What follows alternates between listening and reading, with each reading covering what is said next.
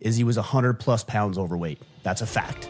And what he was doing is he was misattributing the reason that he didn't do well to his age, which is not a great justification, and completely overlooking the fact that he was 100 plus pounds overweight. Now, he may have just said that because it was easy to say, or he was embarrassed about his weight. A lot of different reasons to say that. Again, I'm not passing judgment. I'm saying the fact of the matter is that we need to accurately represent why we're not achieving what we want to achieve.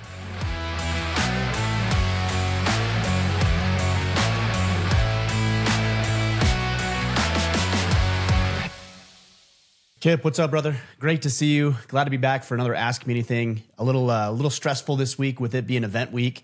Very excited about our uprising, but I've got a lot on the table for the next 3 days leading up to the event, as I always do when it's busy like this. Yeah, the uprising is arguably one of my favorite events. It's been a while since we've had them, but they are jam-packed, highly entertaining. When we leave after an uprising, it feels like we were hanging out with those guys for about a month because they're so packed. Oh my gosh, I know. Well, we cram a ton of stuff into that weekend, and I wouldn't have it any other way. In fact, we do after action reviews with the guys, and one of the things we often hear is we would like a little downtime. Like, you can have downtime at home. We're not doing that here. So we did weave a little bit more downtime in it this iteration, but we've got a lot of new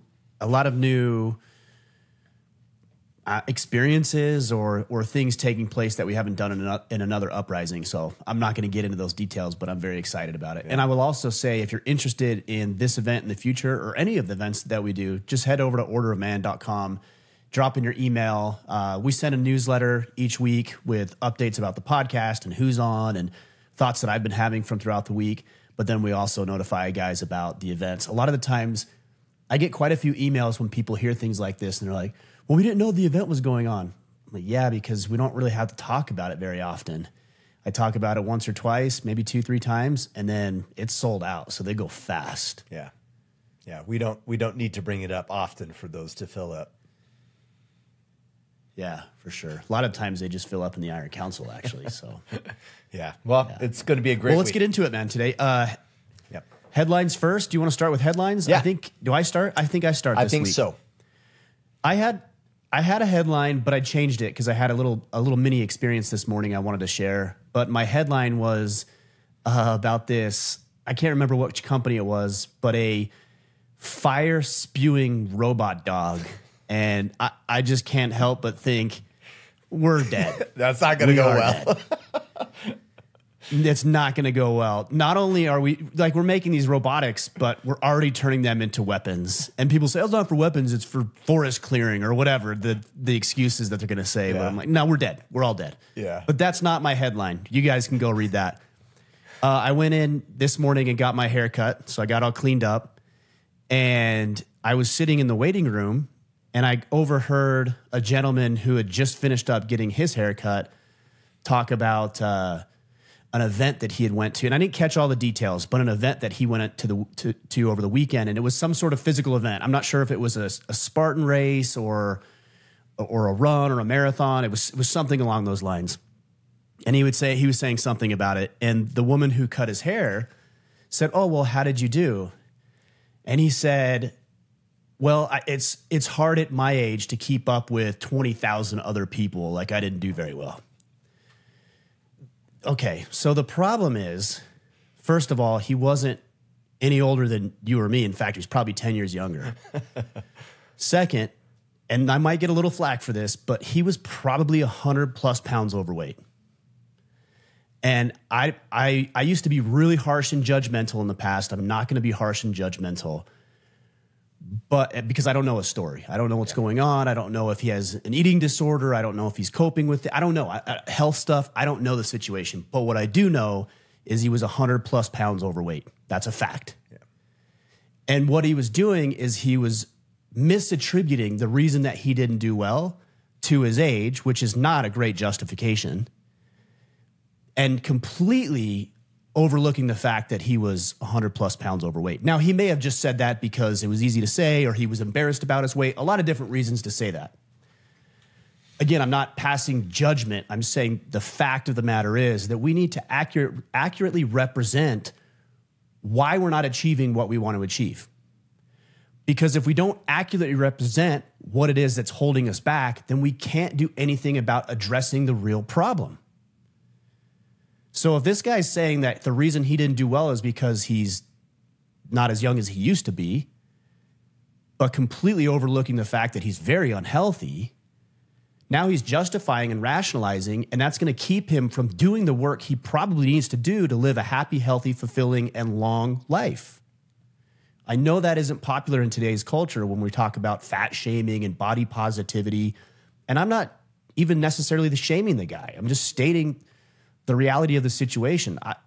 I would love nothing more than for that guy and anybody who might be listening who's in the same position to get into shape, to lose that 40, 50, 60, 100 pounds, to do better at the races and the runs, and to be fulfilled and be able to serve their families and lead their communities. But this isn't just a health consideration either. A lot of the times we do this in the work environment. For example, you might get passed over for a promotion, and what do guys say? Oh, well, the boss doesn't like me. Yeah. It's office politics, right? Yeah. That's what we hear. Rather than accurately representing the problem, if you know it's office politics, play the game or don't complain about it. Yeah. If the boss doesn't like you, work on developing your ability to connect with another individual because that guy has some say in your career advancement. But don't misattribute things and don't justify and rationalize things. Again, he may have been doing this because he was in public. There's probably some shame associated with it. So I'm not getting after that. I'm just talking about the principle of the issue. Guys, be very, very honest with your own performance and the assessment of your performance. And if you need to bring other people in, accountability partners like something we do in the Iron Council, or maybe your spouse or a friend or family member who genuinely cares about you and wants you to win, you need to look at what's going on objectively so you can actually address the real issue and solve the problem, not continue for the next decade or 20 years or 30 years to complain about your age when that's a complete misrepresentation of what happened. Yeah. What a huge amount of self-awareness that we really all need to have. Because I feel that's the issue, right? Is we come up with these stories, the easy answer. And I would argue, and obviously we don't know the guy, so we're generalizing this, but most people, the story that we tell people is the story that we've already been telling ourselves over and over, and now it's being expressed. And it's a shame because, to your point, we're holding ourselves back. We're not growing and pivoting. We're cutting ourselves off at the knees and pretending that we're making an alternate reality, and we're pretending to operate in an area that's not true. And thus there is no growth in that ever. Now, it might make me feel good right now because I don't have to face the fact that, you know, I'm overweight or I'm out of shape or whatever else, but it doesn't help the scenario. I have the perfect example of this. My son, and we do this in sports a lot, so watch yourselves, parents, if you have kids in sports. But because you hear this all the time. Oh, coaches' favorites, politics, like all these things. And I remember my son, Kiave, we're playing hoops. It was probably, I think it's 8th grade basketball, Bantam basketball. And he was like, well, coach has his favorites. Coach has his favorites. And I'm like, Kiave, if you were amazing, you would be his favorite. Mark my word. Exactly. He wants to win the game. He wants to win the game. And he's like, yeah, but I don't think so. I'm like, trust me. He wants to win. And to be frank, I'm not being mean, bud, but you're not amazing. And if you were, you would be starting. It's that simple. And it was hilarious because we're having this conversation. We're like 2 days into tryouts, right at the beginning of the season. All of a sudden, this 8-year-old kid walks in that's about 6'4", and his dad's a professional baseball player, right? Has already missed like multiple days of tryouts. And I'm like, and I nudge Kiave and I go, watch who's coach's favorite all of a sudden change. Like, mark my word, the deck of cards have been shifted, right? The minute that kid walked in the gym. I'm like, watch, Kiave, watch what I say. And then all of a sudden, we're changing teams around. I'm like, why? Because coach wants to win. And we have to deal in reality, otherwise we're not going to grow. Yeah. Oh, I thought it was interesting when you talked about this extreme amount of self-awareness that we need to have. Isn't it interesting? And I'm guilty of this, even in this instance, how aware we are of other people's deficiencies, but not our own. Unaware of our own. Totally. So we might look at somebody and judge and say, hey, this guy, misattribution of what's going on. And yet I might have 1,000 blind spots that I'm not even aware of because I've been crafting stories for 43 years. Totally. This is why it takes outside perspective, whether it's reading, listening to podcasts, having other men in your corner, be able to communicate and speak at you a little bit differently. You need those outside influences because if it's all in here, you've already programmed the script. And now you're not even deliberately doing it. It's like a computer. A computer is not a sentient thing, right? Even AI is not sentient. Yeah. It's just carrying out the scripts. And that's what we as human beings are doing. We're just carrying out the scripts that have been implanted voluntarily or involuntarily into our brains for 43 years of our lives. Yeah. And don't you think that it's continuous? Like, this is the benefit of this Monday podcast, by the way, is I get centered, right? We have a conversation. It drives self-awareness. We're talking about critical and important things. But if we stopped this and we stopped having these conversations and I stopped listening to these type of conversations, I would slide and my self-awareness would actually decrease. I don't know if that's true for you, but for me, it's something I have to constantly have around me. Otherwise, I think I lose it. One thing I've heard it referred to as, Kip, is a drift, where if you're not vigilant about your course of action, you'll drift. And while I understand and appreciate the sentiment, I don't think it entirely does it justice because it's not a drift. To me, a drift almost makes it sound as if there's no forces acting upon you. But that's not true. Even in a drift, if we're looking at a vessel, for example, it's not that it's just veering off course because it's not doing anything. No, it's the waves and it's the current and it's probably has to do with the moon's gravitational pull and all these other factors that are present and real that are impacting that ship's course. So in your life, you might say, well, I'm drifting because I'm not being vigilant about self-improvement. No, it's actually much worse because there's people in your life who are actually working against you. They're sabotaging you. Maybe not deliberately, but they are. There's information you're consuming, whether it's music or pornography or certain podcasts or certain people that you listen to that are rewriting scripts that are not healthy. So you're not just drifting. You're actually actively being worked upon in the direction that you're not interested in going. This is why vigilance in your self-development is so crucial. I like it.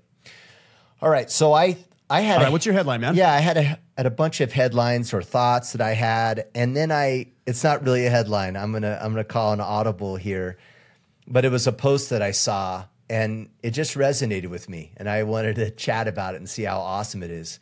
So, we may have all seen this photo, but it's a picture of, it's actually 3 men, but 2 men in particular, during the Berlin Olympics in 1936, and the winner is a black guy, and it was for the long jump, and in second place was a white man, and he was holding the Hitler sign up, and this is in Berlin, Germany, right? And this black guy won, and I've seen that photo a number of times.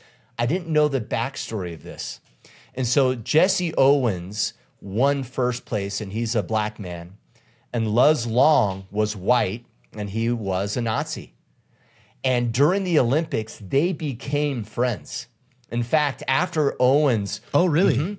After Owens beat him in the long jump, there's video of them embracing each other and hugging each other, and they actually became friends during the Olympics.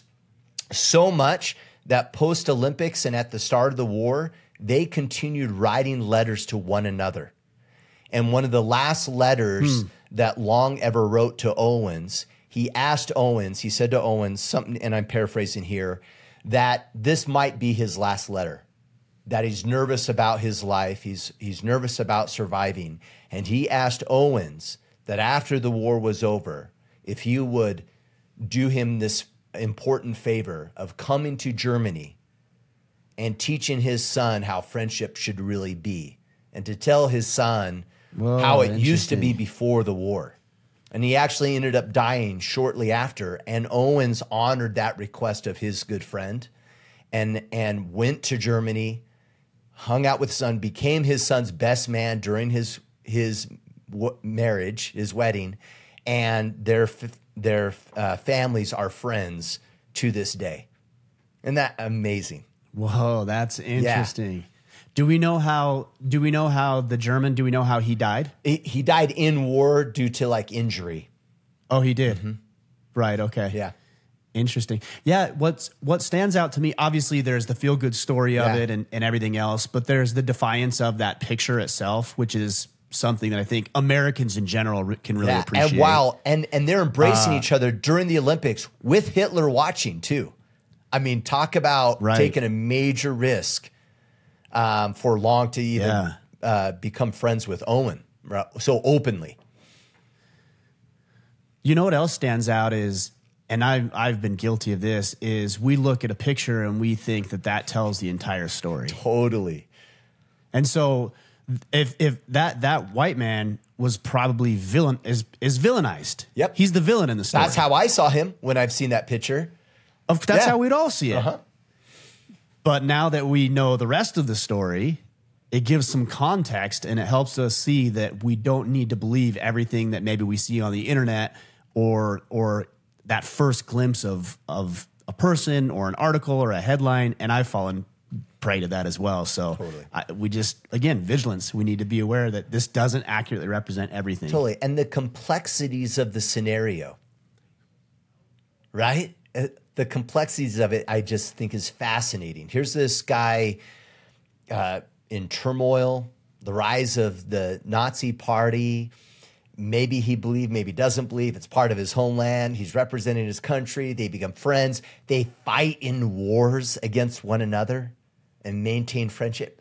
Fascinating conflicts of just struggle of humanity. It's fascinating. Interesting. Yeah, I like that. I like those history lessons. That's very cool. Yeah. Thanks for bringing that up, Kip. Absolutely. All right, brother. Should we get into some questions today? Yeah, we're going to jump to the gram. We got lots of good questions in the gram. It's interesting. We usually say, and I'm paraphrasing, so everyone don't get upset by me saying this, but there's kind of a quality of questions, right? We used to always say the Iron Council questions, the quality of those questions are superior. And then we jump over to Facebook and it's like, oh man, some of these questions are bad. But for whatever reason, whoever follows you on Instagram, I don't know, man. Instagram's solid. They have some really good questions. I know. So much that I've always noticed that too. It's solid. Yeah, and I want to answer them all, but we're going to have to pick some. So, but yeah, great questions. Well, let's get to it. Yeah, you're right, though. I love the quality of questions from Instagram. Yeah, and you're right. And to follow Ryan on Instagram, that's at Ryan Mickler. All right, D. Trey Miller. Going through divorce, I've accepted that it's over, and I've moved on. Do you really fully get over it? I think we actually hit on that one last week. Oh my goodness, I did. Didn't we talk? No, you're right. You're right. Didn't we address that one last week? I started off in the wrong spot. I'm sorry. It was a good question. So, guys, if you want the answer to that question, go back and it was a great question. Or go back and listen last week because we hit on that. All right, Devin KO7. What's your take on dealing with a cost? We're not removing anything. Don't tell Chad to edit it, Kip. Do me a solid, Chad. Don't be pulling that. Do me a solid. No. Embrace the mistake and do better next time. All right. All right. What is it? Devin KO7. What's your take on dealing with the cost of living in America right now? I make just as much money as my father did growing up in a nice home, nice neighborhood, but my rent eats up 50% of my income. Inflation is like 200%. I don't think that everyone can make it as a content creator. College is definitely an ROI negative. Are we just screwed? No, I don't think we're screwed. I think we're dealing with very difficult times. And I think the fact that you're right, there's a lot about this that you're right with. Not everybody's going to make it as a quote unquote content creator, just like everybody wouldn't make it as a construction worker or a doctor. Like not everybody's going to make it. So We need to get rid of that idea right now. I think there's this pervasive ideology that says everybody deserves to make a living wage. Why? Yeah. Why does everybody deserve? Would that be nice? Sure. Is that something that we can strive towards? Yes. I don't think we should do it artificially, though. But I don't understand why we believe that's a right. When throughout human history has it been a right for you to be healthy, for example? You know, there's how many of you men are listening have been diagnosed or have a loved one like your spouse who was diagnosed unjustly, unfairly with cancer? It's the reality of this experience. And for us to say that we get to absolve ourselves from those things is not accurate. So you're right. Not everybody will make it. And your job is to find and develop marketable skills and deliver those in creative ways that people are willing to pay money for. And if you can't do that, that's on you. That's not on me. Now, I will say society's role, societally, not the government, by the way, but societally, it should be our job to prop up. That's not the right word. It should be our job to foster and facilitate innovation, growth, an area where we can actually thrive, creating a thriving, healthy economy. But I also believe that part of the thing at play here is that when you say we're not all going to make it, that's the plan. A lot of people just say, well, we're not going to make it. It's too hard. It's too difficult to deal with. And what should we do? That's actually the plan. The plan is for you not to make it so that you're reliant on big daddy government. So if we can put you into these institutions of quote unquote learning, but really just help you be another cog in the wheel, then we get to maintain and control that power. If we subsidize poor behavior that leads to a lack of financial prosperity and degenerate behavior, then we'll get more of society to be able to engage in that behavior, and they're going to become more easily to control and manipulate. So let's not assume that this is just kind of happening willy-nilly. I mean, we'd have to be completely ignorant to the idea that we don't have a pretty good understanding of sound economic principles. So when Joe Biden and his people infuse millions and trillions, that was misspeaking. That's long gone. Trillions of dollars into the economy during an inflationary period. Are you telling me that the people that he's surrounded by don't have enough knowledge and data to draw from to realize that this doesn't actually reduce inflation? It exacerbates it? Is that what you're saying? Because we know the economic policies that this man and his institution has implemented create inflation, which is what everybody's experiencing right now. And then you combine that with things like minimum wage requirements, because everybody has this belief that everybody deserves a minimum wage. Well, what happens is you end up pricing young people out of the market.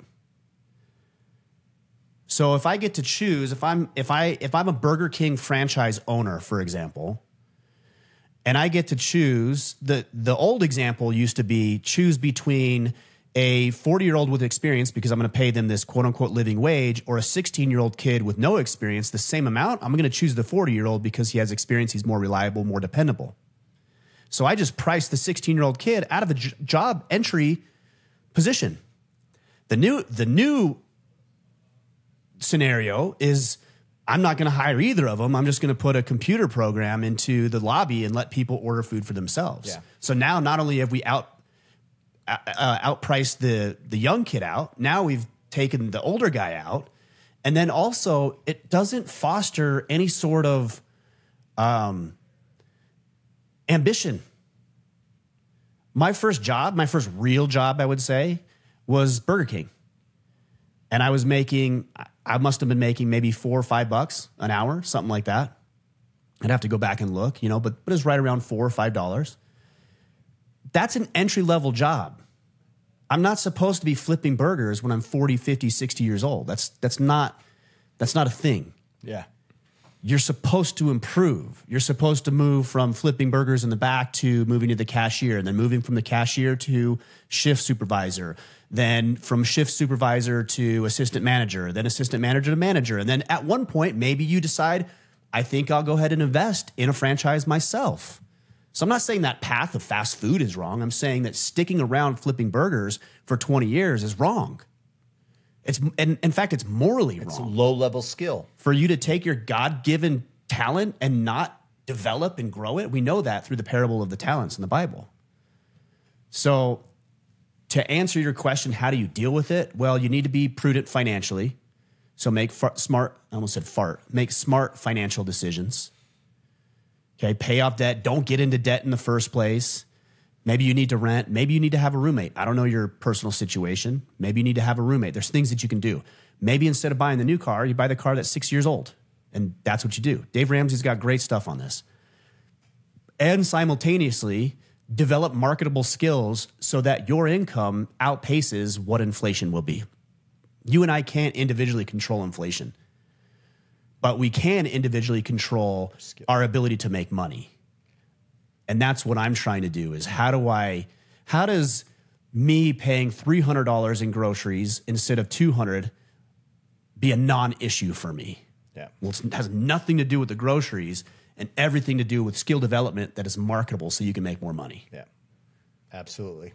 All right, Brent Richburg. It's a very long-winded answer. That's good. Brent Richburg, ever had an instance where a ton of people tell you that you're really good at something, but you don't feel like it's something that you want to even though you know you're good at it? So not something that you want to do even though you know you're good at it. Very broad question, and I can give context later if needed. Thank you for all that you guys do. I don't know if people don't say I'm good at things anyway, so I don't really have this problem.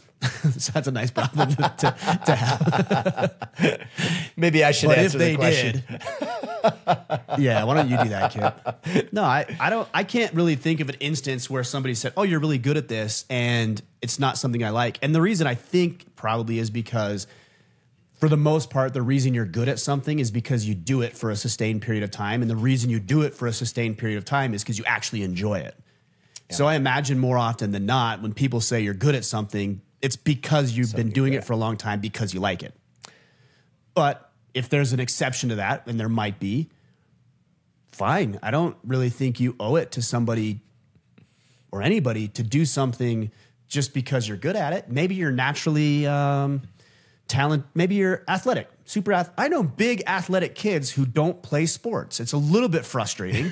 Totally. But then they go play, the harmonica or the flute in the school band. And I'm like, what the hell? But maybe that's what they like. Yeah. So who am I to say that guy shouldn't be doing that? He should be on the football team. Yeah. It's frustrating as a observer to see somebody who's so talented not utilize the talent that you wish you had. But it's your life, and theirs is their life. So do what you want to do, and let other people do what they want to do. And when people say, "Yeah, you're really good at this, you should do that," the simple answer is, "Thank you." Yeah. Man, that's a really nice compliment. I appreciate that. I'm not interested in doing that. I like doing it occasionally, or I feel like I'm fairly decent at it. And thank you for the compliment, but I'm really happy on this path. Yeah. I think it might be a valuable data point to understand what you're good at. And you might want to consider that it's not as simplistic as what people are saying. I actually have a good example of this. I've been told numerous times, I'm so good at sales. I hate sales. But I'm not selling. So what is it that I'm good at? Well, I'm good at explaining something that might be beneficial to someone. And I believe in it, and I come to the table with some passion. Okay, got it. It's not that I need to do sales. They're saying I'm good at sales, but what I'm really good at is explaining something with some passion and enthusiasm. Great point. And so maybe digest this data point that they're giving you, because there might be a talent there that you do enjoy, but you need to lock it in, and maybe you can take advantage of it elsewhere. But it's not as simplistic as probably what they're telling you. That's a really good point. I hadn't considered that. Yeah, dig deeper, because you might be able to translate that skill into something that you enjoy more. Yeah. Excellent. Absolutely. Point. And while we're on this subject, I've been thinking a lot about this because I have kids at this age group around college age and finding jobs. And in society, we have a tendency to go, what's your passion? And kids focus on the passion as the job versus the passion within the job. And I was talking with Asia about this last night or the night before around the passion isn't, I want to do engineering. The passion might be, I like fixing things. I like resolving complex scenarios. I like architecting things. Okay, awesome.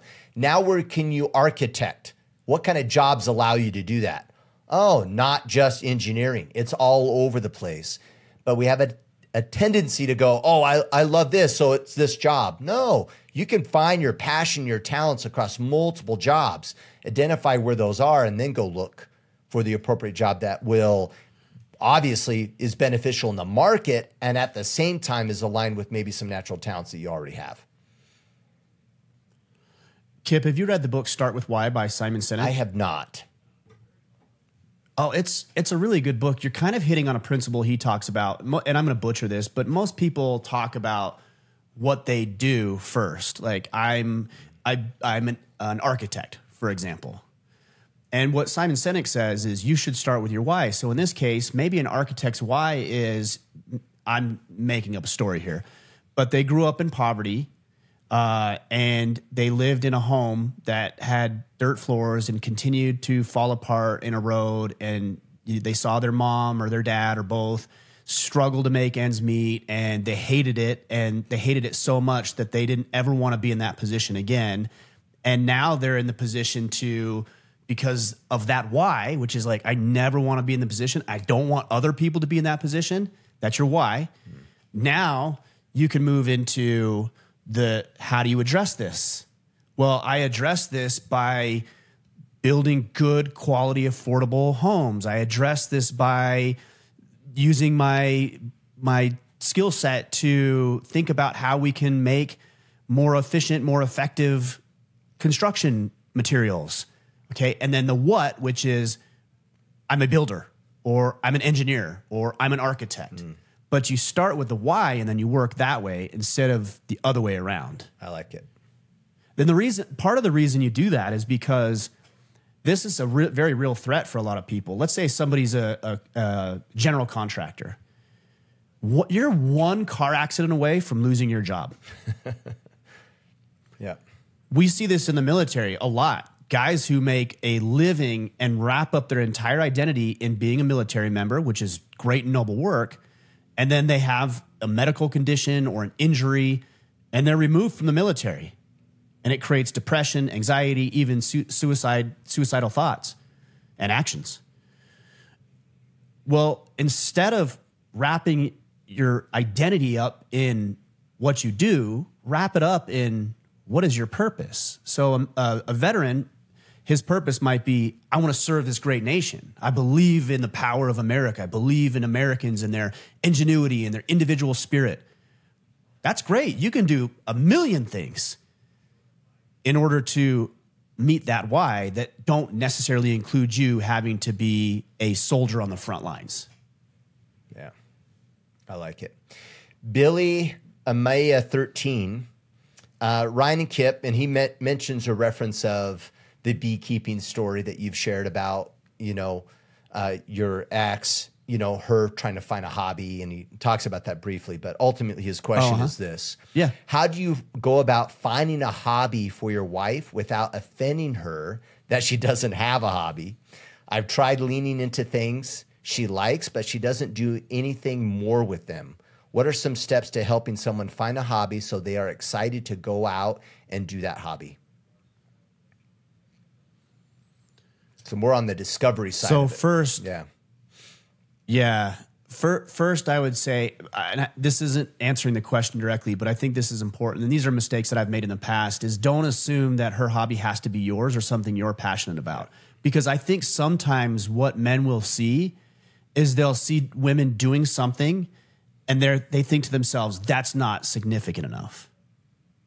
She might actually already have a hobby, but you're just not acknowledging it. I don't know if that's the case, but that's something to consider. I remember big into self-development, obviously, personally. And so I'd get my ex, I'd try to get her to read the books I was reading, like Start With Why and these other books. Yeah. And she's like, I don't want to read that. I want to read this instead. I'm like, no, this you don't need to read that stuff. Read this. This is better for you. Read Goggins. Come on, honey. Why would I? Yeah, why would I do that? You know, of course, because I care about her, right? That's the reason we do it. But then our delivery is lacking some empathy.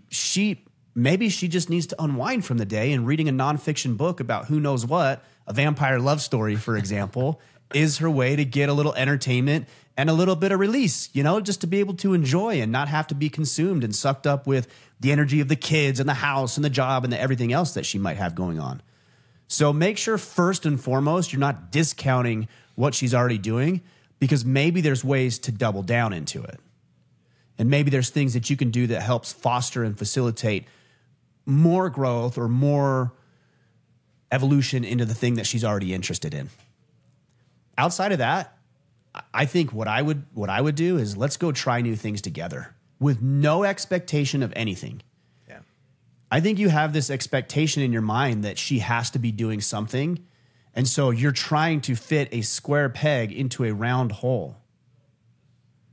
And it's going to come across as manipulative and maybe even condescending and potentially even frustrating for her, or worse.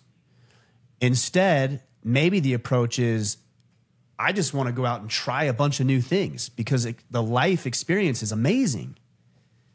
You know, whether it's skiing or skydiving or hot air balloon or hiking or firearms training or cooking or a painting class, just go on fun dates and do things together and talk about it. If she likes it more, do it again. If she likes it even more, maybe for Mother's Day, which is, I think, coming up here pretty quickly, you get her a nice painting kit or whatever the situation calls for. But you just let it happen organically. Your job, and I think your job even as a parent, is just to create opportunities. Yeah. Make those opportunities available and let people be people. She doesn't need to do what you need to do, and you're going to create, I think, more problems than solutions. Yeah. Well, and he'll even end up with a covert contract of, I'm doing all this stuff and she hasn't latched onto something. Then you're going to get frustrated, and just let her be. Yeah. I like that advice. And I think another consideration, and we don't know the answer to this, but another consideration, or at least question you ought to ask yourself, is why do I want her to have a hobby? Yeah. What is it that I'm trying to do? Is it because you think it'll be good for her? Or do you think it's because she annoys you when you're trying to do your hobby? It could be 1,000 different things, but maybe understanding why you feel like she needs to have a hobby would be a good starting point. Yeah, totally. All right, Alex Nunn Trapetta. See, this is the drawback of the Instagram. How do you know when it's time to stop trying to fix a relationship with a parent? Every time I attempt to express how I feel, they immediately go on the defensive, raise their voice, and interrupt every other sentence, making it hard for me to be fully expressed of my concerns and feelings. I would like to build a better relationship, but it feels quite one-sided. I'd love your thoughts on this. This one might be controversial. I don't ever think you should try to fix a relationship with your parent. That's not a good motive. Because this is why it's not a good motive. Because of what you're explaining. Yeah. They're not cooperating, and now you're frustrated. Yeah, I'm fixing them. Yeah. So can you actually fix it? No. You are part of the equation, so just worry about that part. When you say you want to express your opinion and your feelings about life or whatever, you can do that, but you got to let go of the expectation.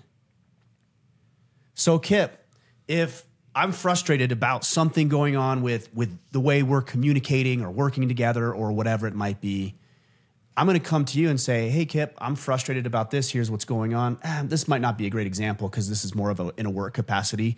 But let's say we're just on a friendship level. Hey, man, like I've been trying to reach out and connect with you, and like you seem too busy these days. And like I'm trying to build our friendship because we've known each other for a long time. And like I'm pissed, man. What the hell? Like, that's not going to go over well. Yeah. But if I come to you and I just say, hey, Kip, you know what, man, we've been friends for a long time, and man, I'd like to do more. I'd like to spend more time together. I'd like you to be involved in this thing I'm doing. And I just wanted you to know where I'm coming from. If you're interested in that, just, man, you got an open invitation to spend time with me. The ball's in your court. Yeah. That's the honor that you have to give to other people for being human beings. They get to make their own decisions. And I still do, but I used to get heavy into manipulation tactics. Not like I would try to like deliberately deceive, but I would do things and say things to get the response that I was after from people. It was exhausting for me, and it's exhausting for others. So instead, worry about your side of the equation. If people don't come along, you have a decision to make. Okay, so if I'm communicating with somebody and I express my needs and that person can't give me what I need, then I have to make a decision whether to continue to engage or to disassociate from the relationship. But that's not their decision. That's my decision to make. Yeah. People aren't going to change all that much. So just lay your cards on the table without expectation of anything in return. And if they're not interested in coming along, so be it. And if you want to still have a relationship to some degree, then just stop talking about that stuff. Because it's not really going to lead anywhere. Well, and you're seeking validation, right, from them, right? So they're obviously willing to hang out with you. And then when I express myself, they interrupt, they get defensive. Well, here's the deal. You want to fix the relationship with your parent, fix your perspective of them. And accept them for exactly who they are. And if that's good enough for you, awesome. But you need to fix how you see them. That's your conflict. That's your heart at war, is all on your side of it. And like you were saying, Ryan, you can't change them. So what do? You focus on how you see them. And really ask yourself this question. Are you willing to accept them the way they are? I did this conference a long, long time ago. And I love this. And I don't know if this will resonate. I hope this resonates. It might just be meaningful to me because it's like a history that I had. But I was at this conference and my brother sent me to it to try to help me save my marriage. And at one point in the conference, they had someone come up. And they sit him in the chair and they said, and I'll pretend here, they'll say, Ryan, what's your favorite ice cream, chocolate or vanilla? And choose one. And maybe Ryan would say, chocolate. Chocolate. Okay, why? Because it's better than vanilla. Wrong. Try it again. Vanilla or chocolate? And then you choose chocolate again. Chocolate. Why? Right? And the person's... Give you another reason. And the person's up there, reasons. And eventually they caught on and they said, because I choose chocolate. That's it. Why do you love... I was at a... Maybe this is a little too much information. I had a conversation with one of my older brothers. And he says, Kip, how can you possibly choose to have a relationship with our parents and love them? And my response was, because I choose to. So make the choice. But don't make your choice predicated on them being a certain way. That's not love anyway, right? It's when we accept people for all their flaws, where they are. That's what love looks like. Try that on for size. Kip, I had another thought. I thought you were going somewhere else with that chocolate and vanilla story, because another outcome of that would be that somebody would, after doing this 3 or 4 times and the person saying, wrong, what's your favorite? Give me a reason. They would eventually just switch to vanilla. And they did. Some people... Fine, vanilla. Yeah, fine. And the guy would say, yeah. And the guy would say, okay, here you go. And then they would have vanilla ice cream, but they'd be resentful and bitter towards that person. Yeah. This is life. You can run roughshod over people. Just assert yourself a little bit, push as hard as you want. You can manipulate certain people. You'll get what you want. You can get them to comply. And then they're going to be bitter and resentful and angry, and it's going to create problems. You also brought up another point, or this gentleman did as he was talking about it. He says they always go on the defensive. Let's transition into jiu-jitsu for a minute, Kip. Yeah. When you're training with somebody, When do you go on defense personally? When they're on the offense. When their offense is overly aggressive, I go defense. And then what do you do then? After you defend the initial onslaught, what do you do? Yeah. Then I look for the opportunity to go out on the offensive. You're not playing the game right now. Yeah. Like, you know what's happening, but you don't understand why. It's like a dog's chasing you, right? When is he going to chase? When you run. Yeah. You know, have you ever been playing with a dog and you're like kind of dancing around with it, and then you run and it chases you, and then you stop and you start going towards it? What does it do? It runs. Yeah. So this is just a game that's being played. Okay, they're being defensive. Why? Because you're being offensive. So maybe don't do that and see how that conversation goes. Instead of saying, you guys weren't there for me.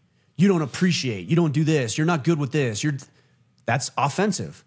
Instead, say, if this conversation gets broached, is, I don't like it when this happens. I don't feel good about this scenario. I'm trying to do these things with our children, and it's hard for us to do these when this takes place. Yeah. When they start getting defensive, and they might a little bit, say, oh, I'm sorry, I'm not trying to offend you. And then you back up. You don't go harder. You back up a little bit because you're playing the dance. It's a dance. So maybe try that too. Yeah. I love it. I find this interesting. I'll let you quickly rapid fire this one. So Inya J. Cook 13, how to get rid of FOMO when your finances aren't necessarily there. Yeah, I mean, that's hard. Like, fear of missing out is tough. You know, what I do when I see like events take place, and for me, a lot of it's not usually revolved around finances. It's just priorities for me. Yeah. So I'll talk about priorities and then I can talk about finances. But usually I'll see something on Instagram or whatever. There's a big event that I wanted to go to, but I couldn't. And I'll do a couple things. Number one, I'll just put down the influence. So like if it's on Instagram, I'm not really going to look too much at Instagram this weekend because I know I'm going to get in my head and be pissed. The other thing that I do is I draw back on my reason. Hey, I didn't go to that because my son had a football game and I really wanted to be at his football game. And that is more important. And you can feel it. Like, So I'm really going to miss my buddies this weekend, but I deliberately made the decision because being there at my son's game is important to me.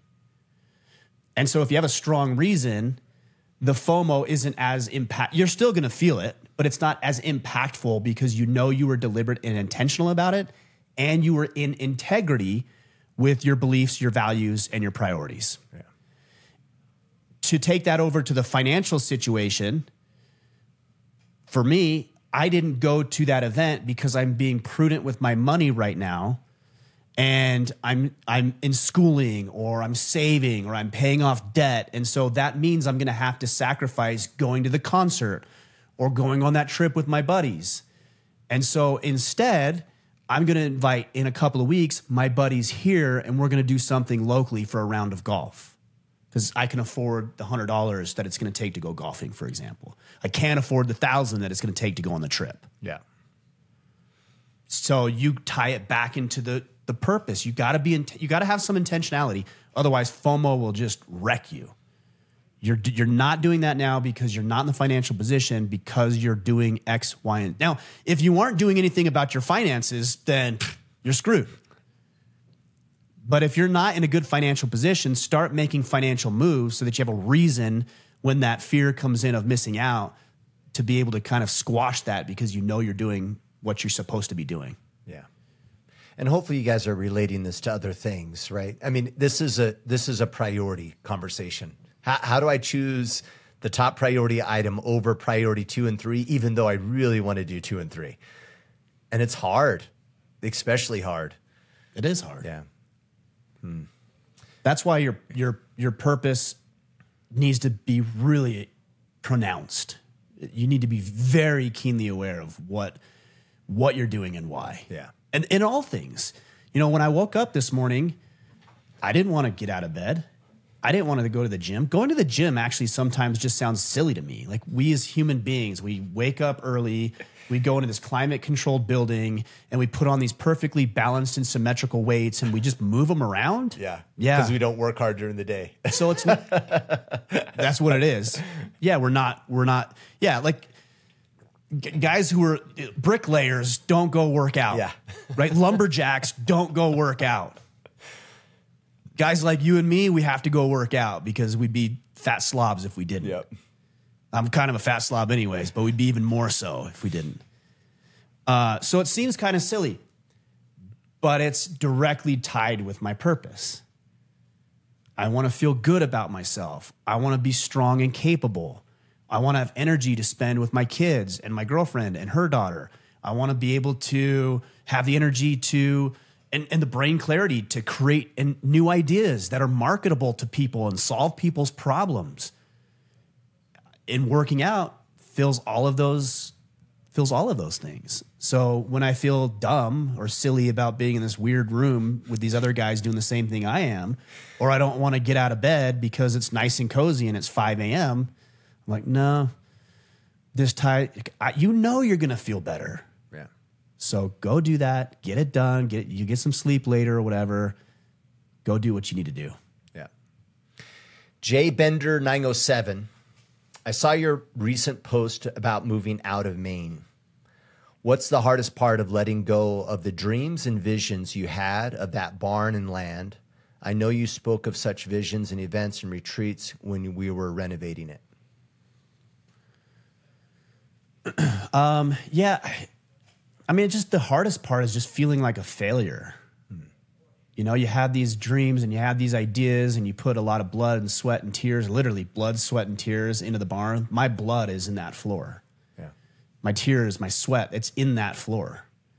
And so when you have a plan and it doesn't go according to plan because of your own choices and decisions and other people's, it's hard to let go of that because you failed. Now, I have a pretty healthy relationship with failure, but a lot of people don't.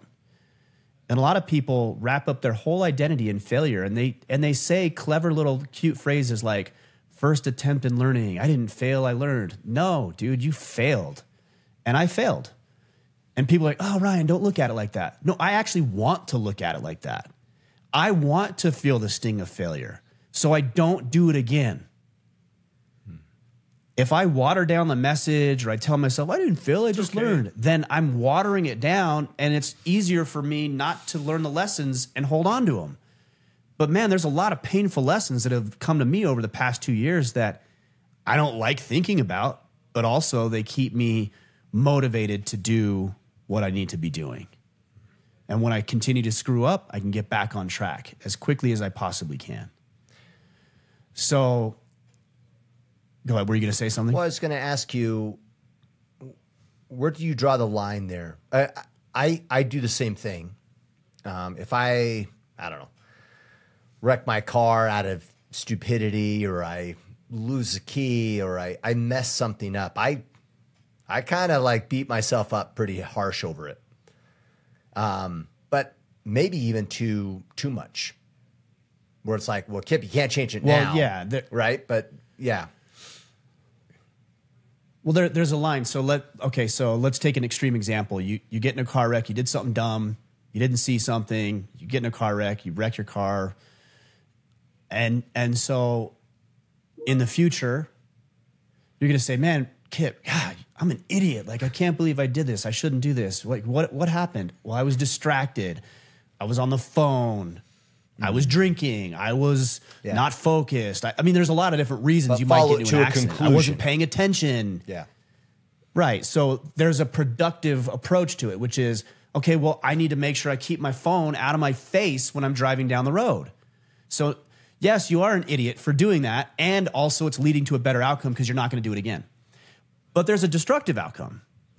And a destructive outcome in that scenario might be like, oh, you're such an idiot. Like, I can't believe this happened. I'm never going to drive a car again. Yeah. Right? Or a better example would be you failed in your marriage and you thought to yourself, and I've had these thoughts, you're an idiot, you screwed up, you did this, this, and this, and this. Done. And the productive outcome is, well, I'm not going to do that anymore. I'm going to fix it. I'm going to clean it up. I'm going to be better. The destructive outcome is, you're an idiot. You shouldn't have done that. You messed up. You don't deserve love. And so one of two things, you never get back into a relationship, or maybe you do get into a relationship, but you can't open your heart up fully to her because of your fears. Productive, destructive. That's the line. Got it. So as far as his question, maybe I'm just a little bit different. I can compartmentalize pretty well, and I have the ability to move on fairly quickly. In fact, it disturbs people sometimes because they think I should wallow in things for longer than I feel compelled or obligated to do it. I have a life. If things are done and this chapter is closed, I'm not going to sit around and complain. I don't have the luxury of doing that because I have goals and desires and dreams and ambitions and also other people I need to take care of still, and also this movement to continue to pour into.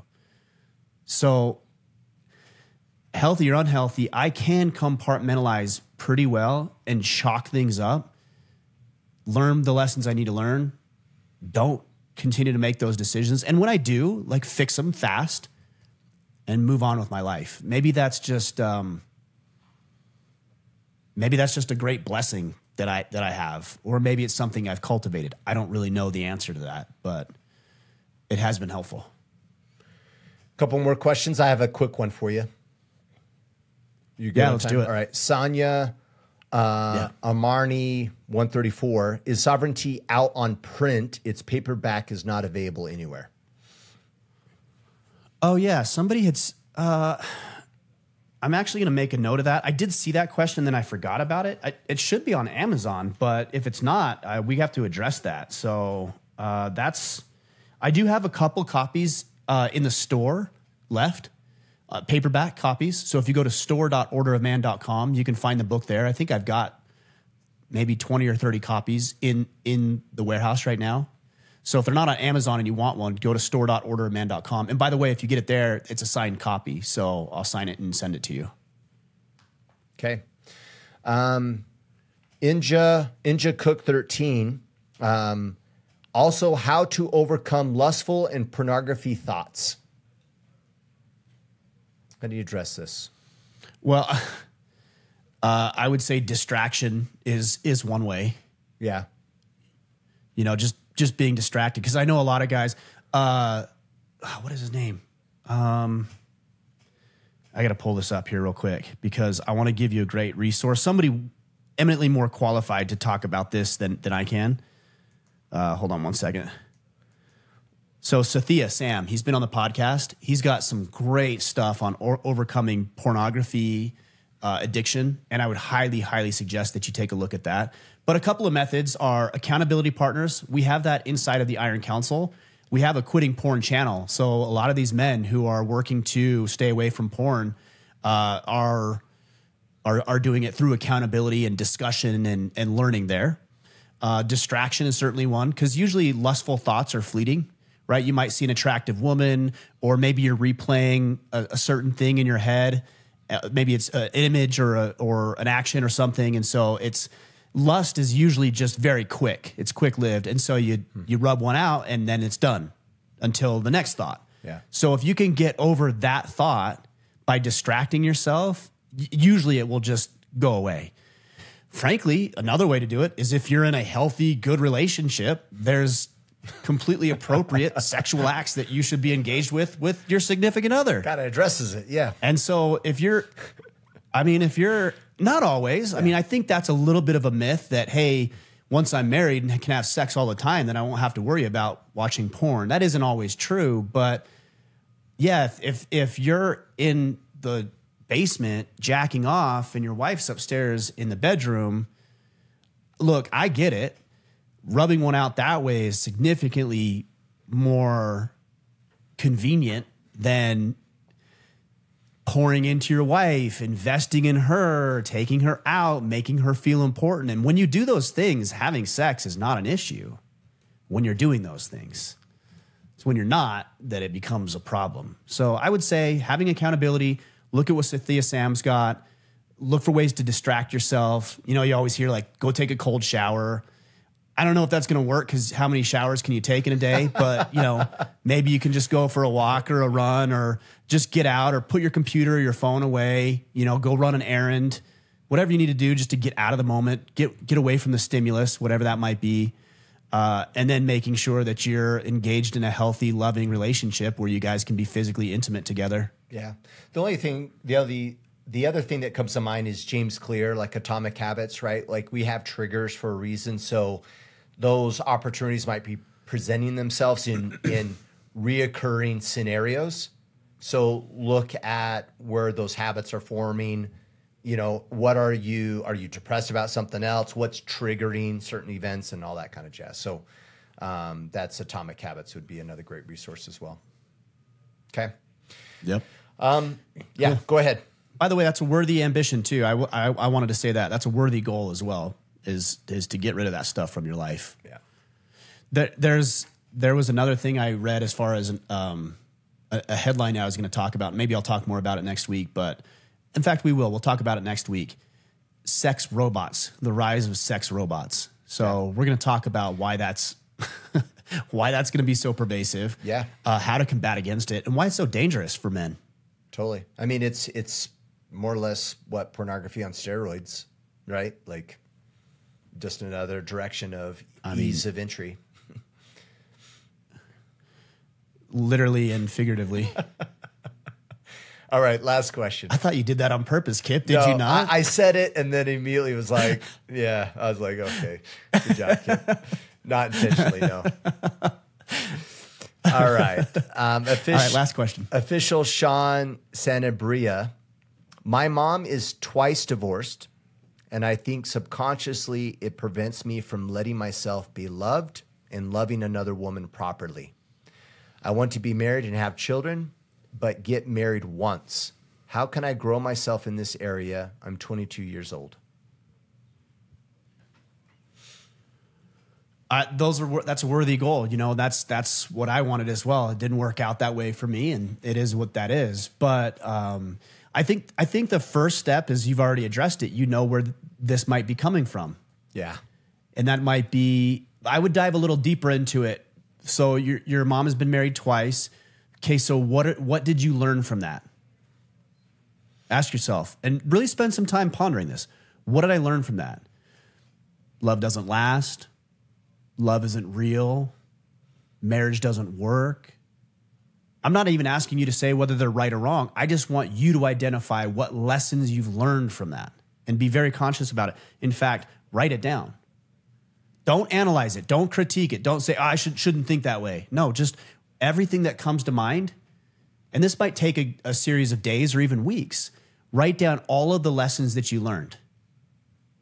And then when you have a nice list of lessons and you feel like you've exhausted all of the lessons that you learned, maybe here's one. Women can't be trusted. Men can't be trusted. I can't trust myself. Like there's a lot of things, right, that you could think about. So you write all those down, and then one by one, you start analyzing each one of those. So if it's women can't be trusted, really spend a lot of time thinking about that. Is that true? And if it's not true, what would that look like? And how can I know if I have a partner who is trustworthy? What would I need to see in a partner in order to feel comfortable and feel trusting? Because I'll tell you what you'll do if you've adopted the idea that women can't be trusted and you get into a relationship, you are going to be so insecure in that relationship.